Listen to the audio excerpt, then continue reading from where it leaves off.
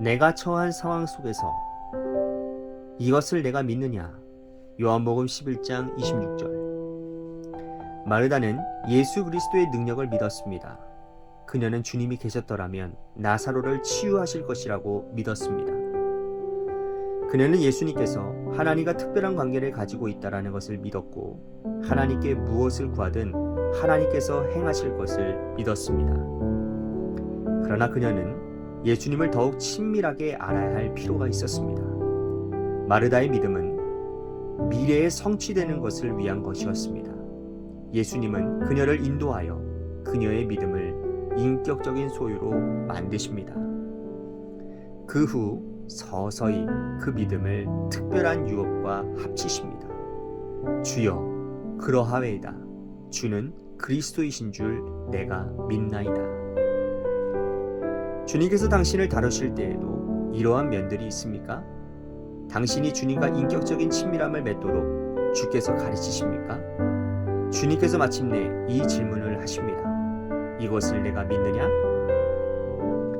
당신을 의심케 하는 시련들은 무엇입니까? 마르다처럼 미래만을 향했던 당신의 믿음이 당신의 처한 상황 속에서 당신을 사로잡는 말씀으로 인해 주님을 향한 인격적인 믿음으로 바뀌었습니까?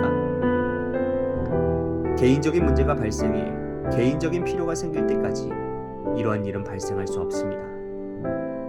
믿는 것은 전적으로 맡기는 행위를 의미합니다.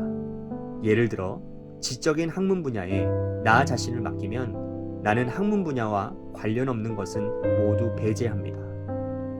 어떤 개인적인 신념에 나 자신을 맡기면 실제로 내가 가지고 있는 확신에 몰입하며 타협을 거부합니다. 그리스도와의 친밀한 관계에 나 자신을 맡기면 영적으로 주님을 의지하며 오로지 그분의 지배를 받기로 결심합니다. 주님과 얼굴과 얼굴을 맞대볼 때 주님은 내게 말씀하십니다. 이것을 내가 믿느냐? 나는 그때 믿음이란 숨을 쉬는 것처럼 자연스러운 것임을 발견하게 될 것입니다. 그러면서 주님을 신뢰하지 못한 것이 얼마나 어리석은 것이었던가를 깨닫고 부끄러워할 것입니다.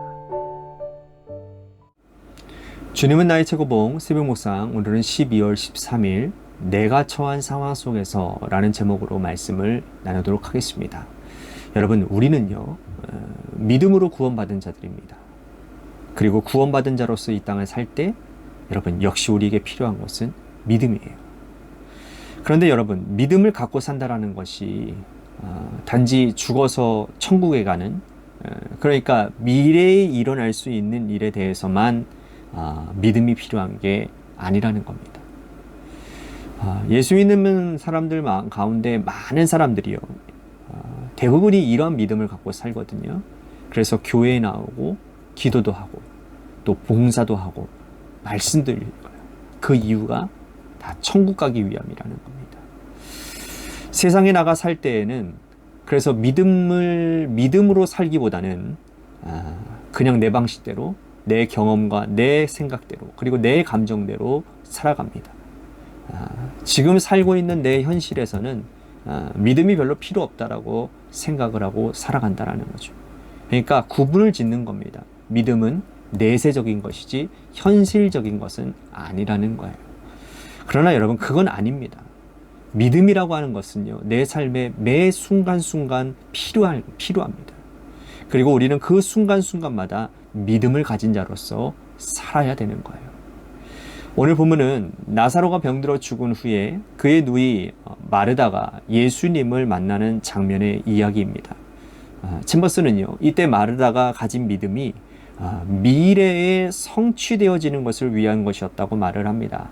마르다는 예수님을 더욱 친밀하게 알아야 될 필요가 있었다라고 말을 해요. 예수님은 그녀를 인도하여 그녀의 믿음을 인격적인 소유로 만드셨는데 그 후에 서서히 그 믿음을 특별한 유혹과 합치셨다라는 겁니다. 그러면서 우리들에게 이러한 질문을 하는데요. 당신을 의심케 하는 시련은 뭐였냐고요.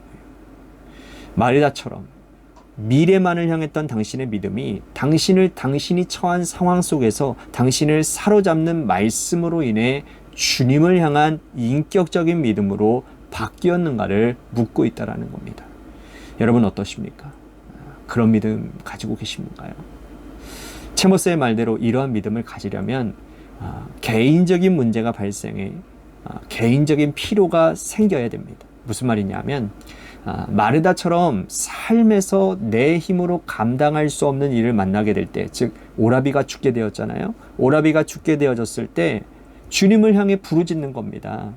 정말 간절함으로 기도하는 거죠.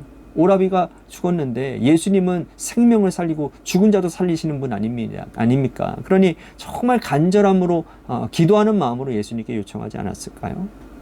죽어서 천국 가는 것만이 아니라 지금 당장 내가 죽게 생겼거든요. 그러니 살려달라는 거예요. 그렇게 내 문제를 가지고 주님 앞에 나아가 정말 간절하게 기도하다 보면 주님을 만나는 아주 깊은 기도의 자리까지 가게 됩니다. 그렇게 되면 우리가 주님과의 인격적인 관계를 맺게 되고요. 오늘 챔버스의 표현대로 주님을 향한 인격적인 믿음을 갖게 된다는 거예요. 챔버스는 이러한 믿음을 맡기는 것이다 라고 표현을 했습니다. 맡기는 것. 믿는 것은요, 전적으로 맡기는 행위를 의미한다라는 거예요. 그러면서 그리스도와의 친밀한 관계에 나 자신을 맡기면 영적으로 주님을 의지하며 오로지 그분의 지배를 받기로 결심을 한다는 겁니다. 그렇지요. 여러분, 주님을 인격적으로 만나게 되는데 어떻게 내 삶의 문제를 온전히 주님께 내어드리지 못하겠습니까? 만약 그렇지 못한다면 둘 중에 하나인 거 아니겠습니까? 하나는 주님을 만나지 못했던지 아니면 주님의 능력을 의심한다든지 말이죠. 정말 주님을 만났다면 여러분, 주님의 능력을 의심한다라는 게 말이 됩니까? 주님을 만났다라는 건 천국을 맛본다라는 것인데, 천국을 맛본 사람이 어떻게 이 땅에서의 일을 주님께 맡기지 않을 수가 있겠습니까? 그러니 주님과의 인격적인 만남이 있다면 더 이상 내 삶의 주인은 내가 아니게 되는 겁니다. 그리고 주님이 내 인생의 주인이 되시면서 나를 힘들게 하는 그 문제는 더 이상 있을 수가 없다라는 거예요. 챔버스는 묵상 마지막에서 이런 말을 합니다. 주님과 얼굴과 얼굴을 맞대어 보고 볼 때 주님은 이것을 내게 믿느냐라고 말씀하신다고요. 나는 그때 믿음이란 숨을 쉬는 것처럼 자연스러운 것임을 발견하게 될 거라는 겁니다. 그러면서 주님을 신뢰하지 못하는 것이 얼마나 어리석었던 것인지를 깨닫게 되고 부끄러워지게 될 것이라고 챔버스는 말을 해요. 맞습니다. 여러분, 믿음은요, 삶입니다. 삶에서 주님을 범사에 인정하고 주님의 인도하심에 따라 순복하며 사는 것이 믿음 생활입니다. 생각해 보십시오. 여러분은 분명히 천국에 가서 주님의 심판대 앞에 서게 될 것입니다. 그때 우리의 삶에서 주님을 온전히 신뢰하지 못하고 내 생각대로, 내 고집대로, 내 감정과 경험대로 산 부분이 고스란히 드러나게 된다면 여러분, 얼마나 주님 앞에서 부끄러울까요? 우리 모두 믿음의 삶을 삽시다. 오늘 제목처럼 내가 처한 상황 속에서 주님과 동행하며 살자고요. 그래서 매일매일의 삶이 주님과 행복한 동행을 하며 주님의 역사하심을 체험하며 살아가는 아름답고 복된 삶이 되시기를 주님의 이름으로 간절히 축복하겠습니다. 아멘.